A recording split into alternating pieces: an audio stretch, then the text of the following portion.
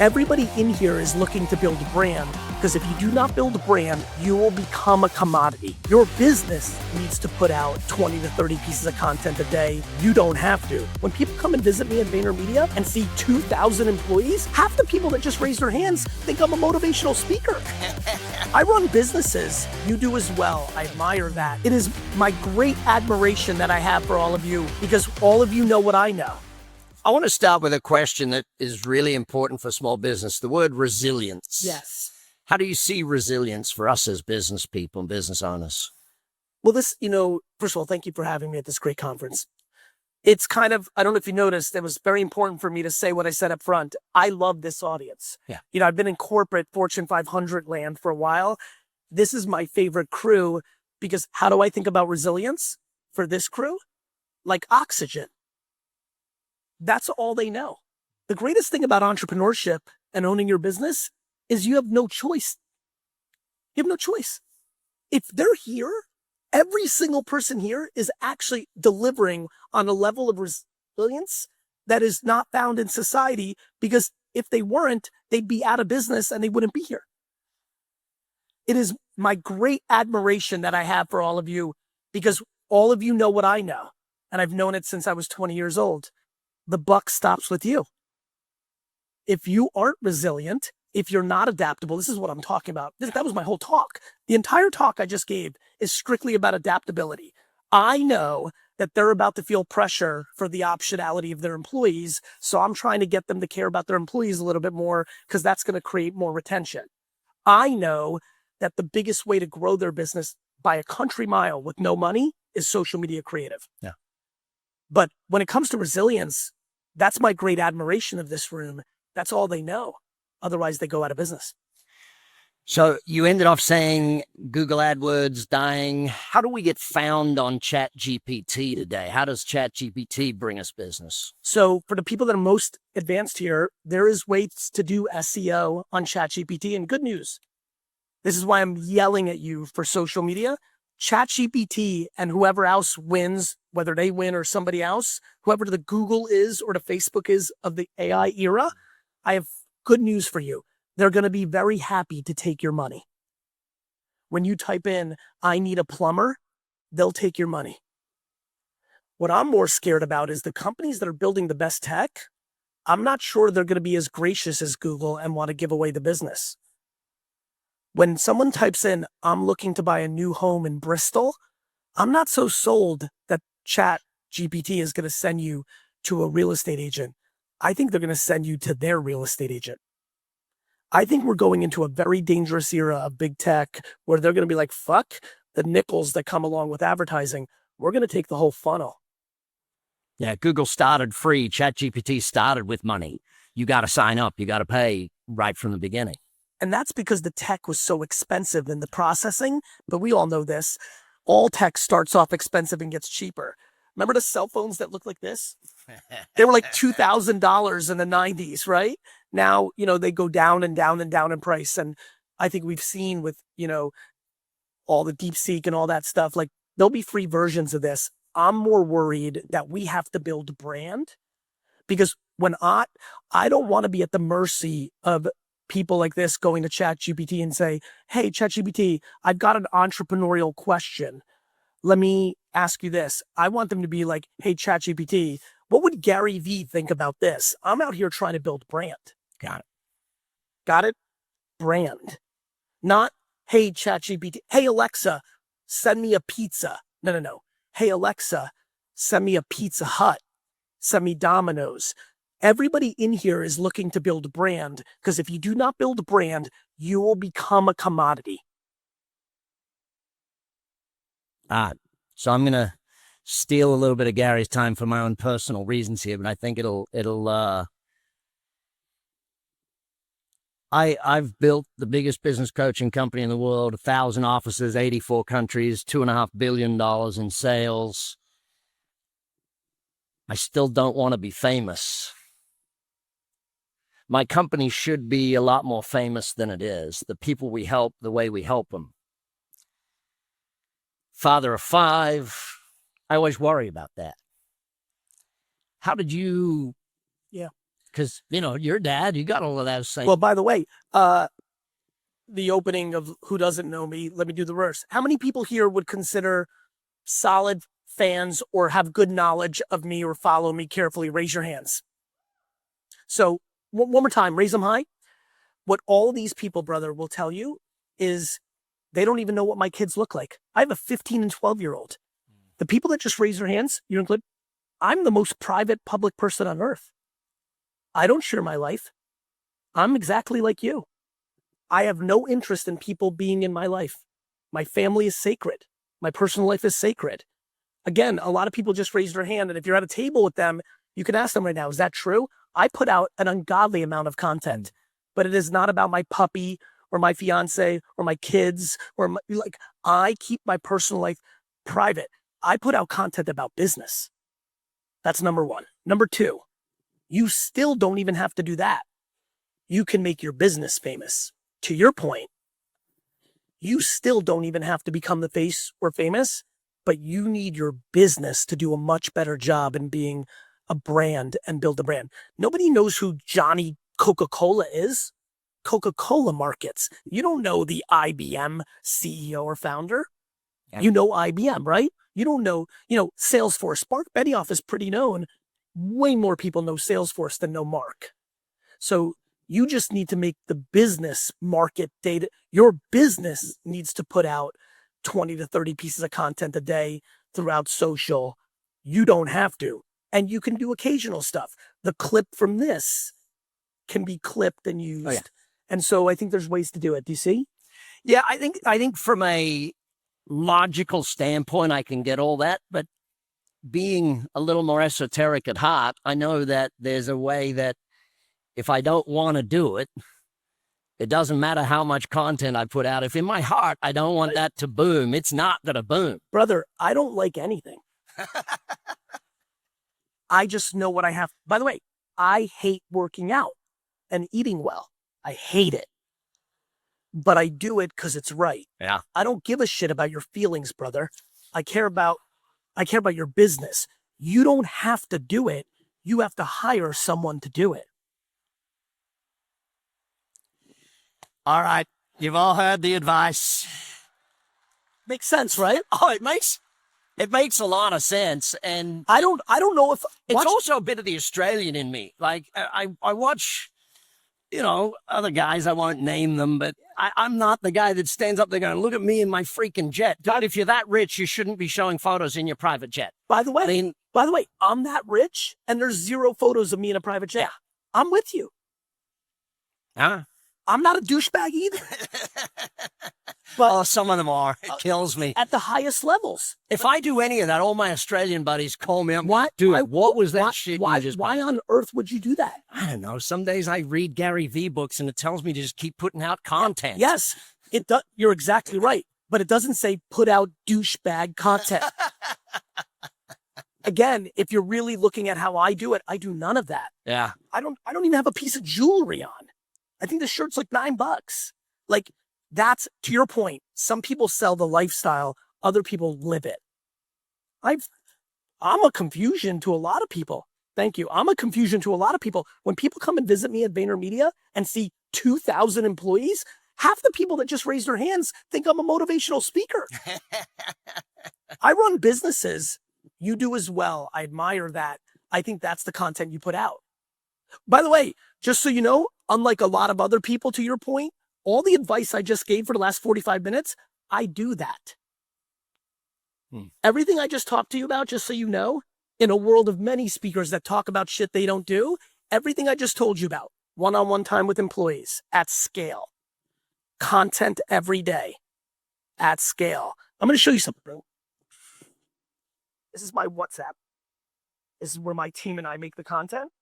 That is me.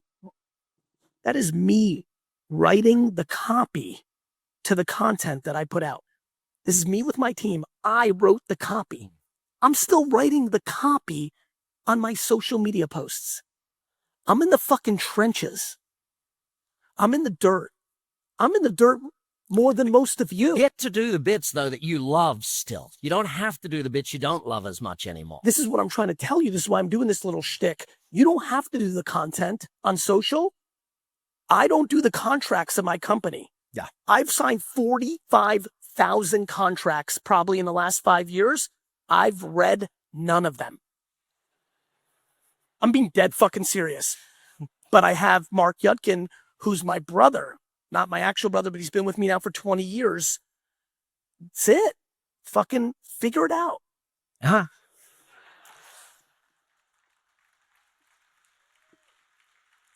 But I am certain someone's going to play that clip back to me every fucking year for the next, like, forever. You know, I'll tell you why I'm passionate about it. I love you for it. I love that you don't want to do what I also don't think is good, which is you're tricking kids and thinking Lambos and watches. That's not what this is about. Why I admire so much about the people in this room is a lot of them are not doing it for the Lambo and the private jet. They're doing it because this is who we are. We're fucking business people. We're entrepreneurs. So, business question, charging more, charging what you're worth, being the top of the tree, not trying to be the competing on price people. Thoughts? Always. Until the market says, go fuck yourself. Right? Like the concept of not constantly trying to get more money for what you do is crazy. Why wouldn't you? Because the market is the market. When you're like, I mean, this is how speaking worked. The first time I did a speaking gig 15 years ago, I get this email. They're like, would you like to give a speech? I'm like, that sounds cool. It was like, I was running a wine store at the time, but I was starting the internet thing, right? They're like, do you want to come and give a talk? So I'm like, yeah. I'm like, yes, I'm in. They're like, it's in Florida and whatever. I just was like excited to get asked to speak. He then replies, he's like, how much do you charge? I'm like, fuck, you can charge for this shit? My first ever gig, Robert Kiyosaki took me to Hawaii. I was a 20-year-old kid, and he goes, what's your speaking fee? I said, what's yours? He said, this much. I said, same as mine. Mine was pretty funny. So now I get the email from this guy. It's like 2006. He's like, what's your fee? Now I'm like sitting there looking at this email. And, remember, this was pre, laptops and cell phones, like big monitor. I'm looking at this thing and I'm like, okay, because I'm no dope. Back to the answer I'm giving to everyone here. I'm like, I got to come up with the biggest fucking number I could ever imagine to give a speech. And I reply, I'm like, $5,000. The guy replies in 2 seconds to that email. He's like, done. I'm like, fuck. And the way I got to my price was I kept going. And then the market told me, you're not that guy yet, Gary. Right? When I got to that 25K number, at that point in my career, they were like, that's it. Because every time I said 30, 35, 40, it was no, we're going to go in a different direction. And I was like, respect. The one thing I love about this conversation is this is a humbling, fun process. Don't be insecure about this. Don't be scared to ask. But when they tell you no, don't be offended by it. Just keep asking for more. The market will tell you what you're worth. Where people get this screwed up, brother, is they're like, I know my worth. Oh, yeah. I'm worth more. I'm like, no, you're not. Nobody's paying you. But you need to ask for more as often as possible and don't stop. The other mistake people make is they get excited about what I just said. They get motivated. Whatever they're charging, next time they charge more, the first person says no, and they go right back. You need 10 no's, 7 no's before you've really figured out your price. The first time someone said no to me at 30K, I'm like, because then another no, then another no. And then I had to look myself in the mirror one day and be like, okay, you're a 25K speaker now. And obviously that's evolved. Well, yeah, I know how much it's evolved. Quite well, in fact. Thank you, sir. But this goes back to why I want you to build more brand. I want you to be in a place where you can fill out 10 times this many people without needing, to use keynote speakers. Like brand is brand is brand. And it doesn't have to be you. How would I do it? Well, the more content. Just put out more content. That's right. Because then you're going to have more. Bigger. That's right. And more people are going to be your fans. And then this becomes double the size because they're there to see you, which gives you more leverage to not have to get a tops. Like it's the game. Yeah. It's the game. Actually, speaking of, so we've been in business coaching now for 31 years. Your thoughts on coaching, having a coach? I'm a huge fan of that concept. I think it all depends. Like, for example, in business, I never had a coach because it was my God-given gift and I learned more by losing. So to me, My brain does not process how to be great at business from a coach because I need to taste it. I need the L's.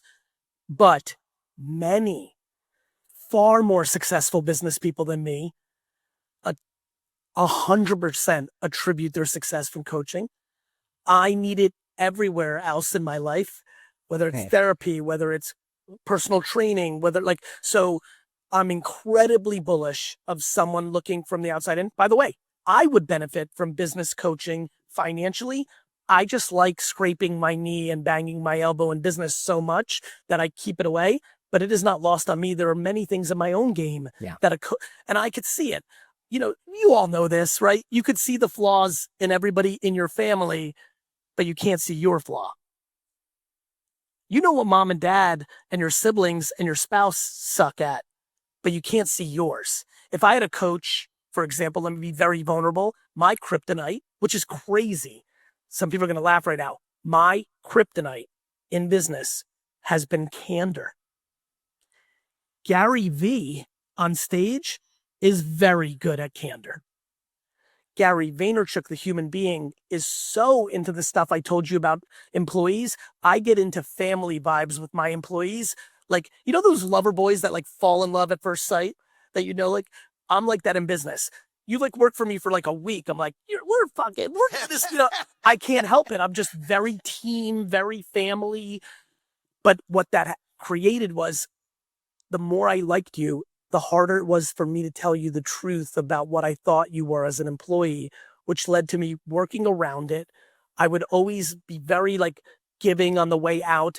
I would have to get years of resentment before I finally had the courage to fire you. And then I gave you a huge severance and you haven't done shit for 2 years. And now I'm giving you a huge severance. And the worst part of all, you're then mad at me because I never told you. And I surprised you because on Thursday, I'm like, Brad, you're fucking the best. The best weekend. And then Monday, I'm like, hey, Monday, come in and come. And you're the fucking best. Literally Thursday, you're the fucking best. I fucking love you. Hey, by the way, Monday, come in. You come in Monday. I'm like, Brad, we're going to let you go. What? Yeah. And so candor was my kryptonite. And it took me 20 years. And I would tell you as I sit here today, in a world where I'm a 10 out of 10 and a 9 out of 10 and so many things in business, on a good day, I'm still a 5 and a 6 out of a very important trait of a leader, and I work on it every day. If I had a coach, I think that would have been addressed much earlier. Yeah. Fun thing, the Jets. The New York Jets. Not that fun lately. No, very fun. How many people here are proper football fans that are diehards of their team? Raise your hand. What about of any sport? Who here is a diehard fan of a sport? Raise your hands. So here's the weird thing about me, and this is why I'm such a good entrepreneur. I love my New York Jets, my American football team, so much. They have not won a championship since January 12th, 1969. They fucking suck. But I like that part. See, the scrape the knees and the New York Jets. It makes sense. Got it? I grew up a New York Yankees fan. Yeah. When they won my first championship with them in 1996, I never watched another game. Really? Really. I actually make fun of all the fans of very successful teams. I feel like you get your self-esteem from their victories, but you're not doing shit. I love the pain. I love the grind. I love the hardship. I love when people make fun of me about the Jets. I love that shit. I'd love you to help us out with our foundation at some point because we educate kids for free to leave school and be an entrepreneur. Because, that's you'll email me. Okay. In fact, I might have mentioned it earlier. Actually, I don't think I brought this up. If I may for a second. Yeah. The thing I'm actually working on right now in my career is the thing I'm most excited about that I've ever done. I've started something called VeeFriends, VEE Friends, VeeFriends.com, especially if you have somebody under 10 in your life, you should go look at it. It is my Pokemon. It is my Disney. It is my Marvel. And it's 250 characters, patient panda, accountable ant, competitive clown. And it is strictly built to help along with the parenting that is so challenging in today's world. Yeah. And a lot of it is targeting the kids that should not go to university and should be entrepreneurs. There's plenty of kids that should go to school. Yeah. They're built like that. But we got into this place in the last 40 years that everyone should go to university and college, which is insanity. And in America, it's a real problem. it's so bad. Because at least in most parts of the rest of the world, the government pays for it. In America, these kids are going into massive debt to get a piece my of cake. eldest daughter, $350,000 to go to college. My ROI on that? Negative 350. Of course. 100%. It's a joke for half of the But I put it to work with my great friends. You guys all know the Irwin family. Australia Zoo, Steve Irwin, Crocodile Hunter. She goes and works with Terry and Bindi and Robert. She's getting the best lessons in life working for real entrepreneurs, real planet savers. She's working with them. Robert, she's a photographer. Robert's taking her under his wing, teaching her photography. That's better to me. And that's why I'm smiling, because the creative set should never go to university. It's not built for that. It's built to make workers.